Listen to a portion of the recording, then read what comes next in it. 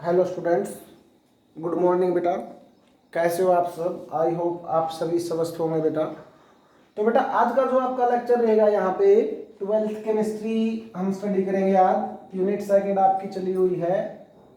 तो बेटा इसके अंदर लेक्चर 4 है आपका ये। तो सबसे पहले हम इसके अंदर इस आज का जो टॉपिक है उसके अंदर हम इलेक्ट्रॉनिक कंडक्टर क्या होते हैं आपके, या इलेक्ट्रॉनिक कंडक्शन बोल सकते हो आप, या आप इलेक्ट्रोलिटिक कंडक्टर बोल सकते हो, ये क्या होते हैं इसके बारे में हम डिस्कस करेंगे। तो सबसे पहले बेटा हम इलेक्ट्रॉनिक कंडक्टर की बात करते हैं। तो these are the conductor which conduct electricity without any decomposition. इसका मतलब क्या है बेटा, जो आपका इलेक्ट्रोकेमिस्ट्री का फर्स्ट लेक्चर था उसके अंदर हमने इलेक्ट्रोलाइट के बारे में स्टडी किया था। जैसे ही इलेक्ट्रोलाइट बेटा कोई सॉल्यूशन के अंदर आयंस प्रोड्यूस करती हैं, डिकम्पोज्ड होती हैं, तो इलेक्ट्रिसिटी को कंडक्ट करती है। लेकिन यहाँ पे आपने क्या देखना है कि जो इलेक्ट्रॉनिक कंडक्टर हैं, यहाँ पे आपकी जो मोड होता है इलेक्ट्रिसिटी कंडक्ट करने का, वो आपका मोमेंट ऑफ आयंस के द्वारा नहीं होता, वो आपका होता है किसके द्वारा बेटा, फ्री इलेक्ट्रॉन के द्वारा, जैसे मेटल्स के अंदर होता है। तो इस तरीके से हम बोल सकते हैं कि यहाँ ये जो कंडक्शन होता है विदाउट एनी डिकम्पोजिशन होता है, और जो कंडक्शन होगा वो किसके कारण होगा, ड्यू टू द आपका किसके कारण बेटा, मूवमेंट ऑफ फ्री इलेक्ट्रॉन। इस तरीके से हम बोल सकते हैं। तो इलेक्ट्रॉनिक कंडक्टर को डिफाइन करते हैं हम, these are the conductor which conduct electricity without any decomposition. जहां पर इलेक्ट्रिसिटी कंडक्ट होती है बेटा विदाउट डिकम्पोजिशन के, और जो कंडक्शन अकर होता है आपका वो किसके कारण होता है बेटा, मूवमेंट ऑफ फ्री इलेक्ट्रॉन। तो यहाँ पे फ्री इलेक्ट्रॉन की मूवमेंट के कारण कंडक्शन होता है, जैसे आपका मेटल्स में होता है बेटा, जितनी भी मेटल्स होती हैं उसमें भी मोड ऑफ कंडक्शन होता है जो फ्री इलेक्ट्रॉन के कारण होता है। तो मेटल्स होती हैं जो, उसको हम इंक्लूड करते हैं एज इलेक्ट्रॉनिक कंडक्टर। तो इसके बाद बेटा हम पढ़ते हैं सेकंड टाइप आपकी जो इलेक्ट्रोलिटिक कंडक्टर। इलेक्ट्रोलिटिक का मतलब क्या होता है, यहाँ पे जो आपका कंडक्शन होगा वो होगा आपका किसके कारण बेटा, मोमेंट ऑफ आयंस के कारण। तो आप कैसे डिफाइन करोगे इसको इलेक्ट्रोलिटिक कंडक्टर को, these are the conductor which conduct electricity. उसमें आपका कोई किसी भी टाइप का डिकम्पोजिशन नहीं होता है, लेकिन इलेक्ट्रोलिटिक कंडक्टर के अंदर आपका डिकम्पोजिशन होता है। These are the conductor which conduct electricity by undergoing decomposition, जिसके अंदर क्या होता है आपका डिकम्पोजिशन होता है। और जो कंडक्शन आपकी अकरिंग होगी यहाँ पे वो किसके कारण होगी, due to the movement of ions.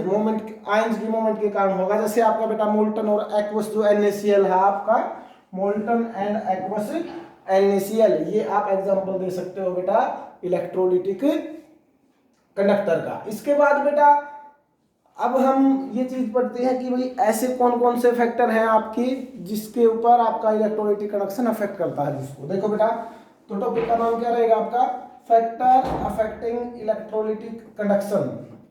Factor affecting electrolytic conduction, इसमें सबसे पहले पॉइंट जो आपका वो है नेचर ऑफ इलेक्ट्रोलाइट। सबसे पहले बेटा जो आपका पॉइंट रहेगा वो किस बात पे डिपेंड करता है, नेचर ऑफ इलेक्ट्रोलाइट। इसका मतलब क्या है, मैंने आपको इलेक्ट्रोलाइट फर्स्ट लेक्चर में डिस्कशन किया था इलेक्ट्रोकेमिस्ट्री के में, कि भाई इलेक्ट्रोलाइट क्या होती हैं, दो टाइप्स की होती थी आपकी, एक स्ट्रॉन्ग और एक वीक। अब इसका कहने का मतलब क्या है नेचर ऑफ इलेक्ट्रोलाइट का, कि भाई आपकी इलेक्ट्रोलाइट स्ट्रॉन्ग होगी या वीक होगी, इस बात पे डिपेंड करता है। सबसे पहले तो अफेक्ट करता है इलेक्ट्रोलाइटिक कंडक्शन। क्यों? क्योंकि आपने बेटा स्ट्रॉन्ग इलेक्ट्रोलाइट क्या होती थी आपकी बेटा, जो कंप्लीटली आयनाइज होती थी, बहुत ज्यादा आयंस प्रोड्यूस करती थी।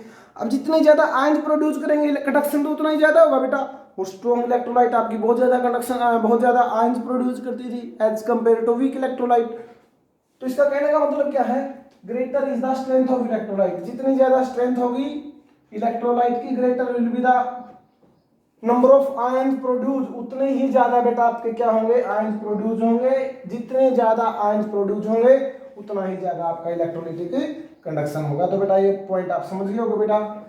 इसके बाद हम करते हैं आपका सेकंड पॉइंट डिस्कस, जिसका नाम है नेचर ऑफ सॉल्वेंट। अब इसको देखो बेटा, greater is the polarity of the solvent. Polarity का मतलब क्या है बेटा, पोलैरिटी वर्ड आपका बना है पोलर सब्सटेंस से। पोलर का मतलब, जैसे मैं वाटर लेता हूं बेटा H2O, अब यहाँ पे पॉजिटिव चार्ज है, यहाँ पे नेगेटिव है, इलेक्ट्रोनेगेटिविटी डिफरेंस है, या हम बोल सकते हैं डाइपोल डाइपोल इंटरेक्शन है।